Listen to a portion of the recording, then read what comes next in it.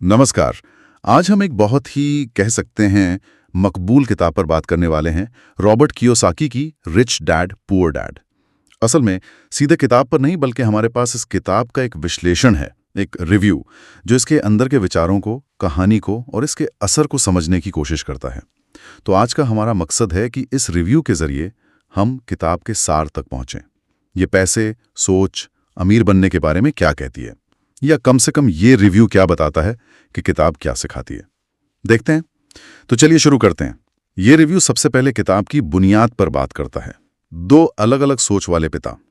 ये फ्रेमवर्क ही बड़ा दिलचस्प है। बिल्कुल। इस रिव्यू के हिसाब से एक तरफ है लेखक के अपने पिता, उन्हें पुअर डैड कहा गया है। मजे की बात यह है कि वो पढ़े लिखे थे, अकादमिक थे, पर पैसों को लेकर उनकी सोच थोड़ी पारंपरिक थी। मतलब उनका फोकस था अच्छे से पढ़ो, बढ़िया नौकरी मिले, मेहनत करो, पैसा बचाओ, एक तरह से सुरक्षित रास्ता। हाँ, जो ज्यादातर लोग सोचते हैं। समझ थी। रिव्यू बताता है कि उनका पैसे को देखने का नजरिया बिल्कुल अलग था। वो पैसे को एक साधन मानते थे जिसे काम पर लगाना है। यही कॉन्ट्रास्ट, ये दो फलसफे किताब का आधार बनते हैं।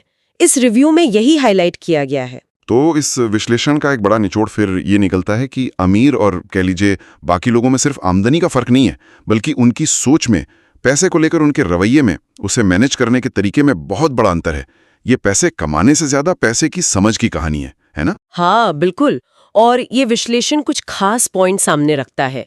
पहला और शायद सबसे बड़ा आइडिया जो रिव्यू में है, सिर्फ तनख्वाह वाली नौकरी के सहारे अमीर बनना, वो बहुत मुश्किल है। हमारी जो परंपरागत सोच है, नौकरी मतलब सुरक्षा। रिव्यू कहता है कि किताब इसे चैलेंज करती है। असली मकसद होना चाहिए कि पैसा आपके लिए काम करे, न कि आप जिंदगी भर पैसे के पीछे भागें। ये वाकई सोचने वाली बात है। विश्लेषण इस पर भी काफी जोर देता है कि हमें एसेट्स बनाने चाहिए और लायबिलिटी से बचना चाहिए।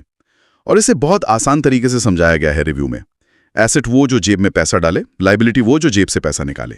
बिल्कुल। जैसे एसेट हो सकता है किराए की प्रॉपर्टी, स्टॉक डिविडेंड, कोई बिजनेस जिससे मुनाफा आ रहा हो। और लायबिलिटी जैसे कार का लोन, क्रेडिट कार्ड का कर्ज। हाँ, या कोई ऐसी महंगी चीज जिसकी कीमत भी घट रही है और मेंटेनेंस भी पैसा खा रही है। रिव्यू इशारा करता है कि कई बार लोग जिसे एसेट समझते हैं, जैसे अपना महंगा घर जिस पे बड़ा लोन है, वो असल में लायबिलिटी हो सकती है। ये फर्क समझना बहुत जरूरी है, ऐसा रिव्यू कहता है। ये पहला कदम है। और इसी से जुड़ा एक और पॉइंट जो रिव्यू उठाता है वो है सिर्फ किताबी पढ़ाई का काफी न होना। असल जरूरत है फाइनेंशियल एजुकेशन की, वित्तीय साक्षरता जिसे कहते हैं। पैसा मैनेज कैसे करें, निवेश क्या है, कैसे करें, बिजनेस कैसे चलते हैं, टैक्स, ये सब प्रैक्टिकल ज्ञान। हाँ, रिव्यू इस बात पर भी रोशनी डालता है कि किताब ये कहती है कि हमारे स्कूल कॉलेज नौकरी के लिए तैयार करते हैं, पर पैसा संभालना, बढ़ाना, निवेश करना, ये सब शायद नहीं सिखाते हैं।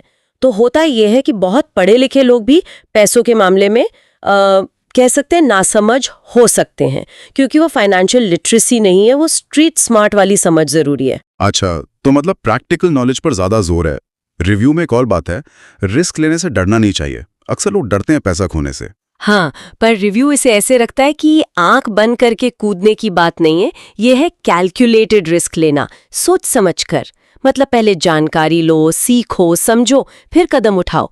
रिव्यू के मुताबिक किताब कहती कि गलतियां सीखने का हिस्सा है, उनसे डरना नहीं, सीखना है। और सीखते रहना है, क्योंकि माहौल बदलता रहता है। बिल्कुल, लगातार सीखना और अपनाना, ये डर पर काबू पाने और ज्ञान के साथ आगे बढ़ने की बात है। चलिए अब आते हैं इस विश्लेषण के हिसाब से किताब की खूबियों पर। रिव्यू में साफ लिखा है कि भाषा बहुत सरल है, सीधी है, मुश्किल बातें भी कहानी और आम उदाहरणों से समझाई हैं। हाँ, और शायद इसीलिए ये इतनी पॉपुलर हुई है ना। जब बात आसानी से समझ आए तो ज्यादा लोगों तक पहुंचती है। रिव्यू ये भी कहता है कि ये किताब पैसे और निवेश को देखने का एक नया नजरिया देती है। वो पारंपरिक सोच से हटकर ये सोचने पर मजबूर करती है। क्या ये सिर्फ बिजनेसमैन के लिए है?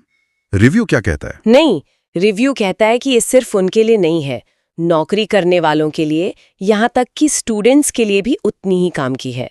शायद इसलिए कि ये बुनियादी तौर पर सोच और फाइनेंशियल लिटरेसी पर फोकस करती है, जो तो किसी के लिए भी जरूरी है। ये तो अच्छी बात है, लेकिन जाहिर है रिव्यू में कुछ कमियां भी बताई गई होंगी। हाँ, बिल्कुल।